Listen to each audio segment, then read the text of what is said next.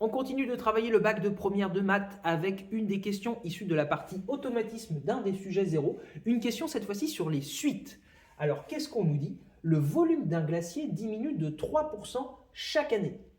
Si V de n, alors on pourrait aussi lire Vn comme ça représente une suite, si V de n désigne le volume du glacier pour l'année n, qu'est-ce qu'on a? Eh bien il faut choisir parmi les 4 propositions laquelle est correcte. Cet exercice est sous forme de QCM.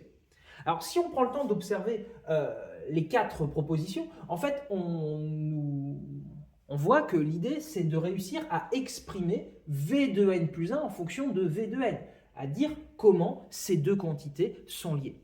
Alors qu'est-ce que ça représente V de n? V de n c'est le volume du glacier pour l'année n. Et donc V de n plus 1 c'est le volume du glacier pour l'année n plus 1, c'est-à-dire une année après. Donc comment est lié, ce qu'on nous demande finalement c'est de caractériser comment sont liés le volume du glacier entre une année n et l'année n plus 1. Mais on nous donne la réponse, on nous dit que chaque année le glacier diminue de 3%.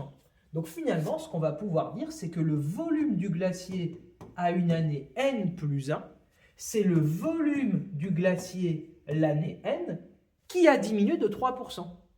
Mais diminuer de 3%, comment est-ce que je peux traduire ça par une opération avec une addition, une multiplication? Enfin, comment je peux traduire ça par un calcul? Eh bien, il y a un résultat qu'il faut que tu connaisses. C'est que de façon générale, quand on veut diminuer un nombre d'un pourcentage P, ça revient, c'est la même chose que de multiplier ce nombre par 1 moins P sur 100. Donc finalement, le volume du glacier l'année n plus 1, c'est le volume du glacier l'année n qui a été multiplié par 1 moins 3 sur 100. Ben oui, parce qu'on a une diminution de 3%. Alors maintenant, peut-être on va essayer de pouvoir voir ce que vaut 1 moins 3 sur 100 pour tomber sur l'une des propriétés. Donc je garde V de n. Et 1 moins 3 sur 100, ben c'est quoi? C'est 1 moins 0,03, c'est-à-dire que V de n, c'est V de n plus 1, pardon, c'est V de n fois 0,97. Et donc, juste en échangeant là, le 0,97 et le V de n, on se rend compte que la bonne proposition, c'est la proposition C.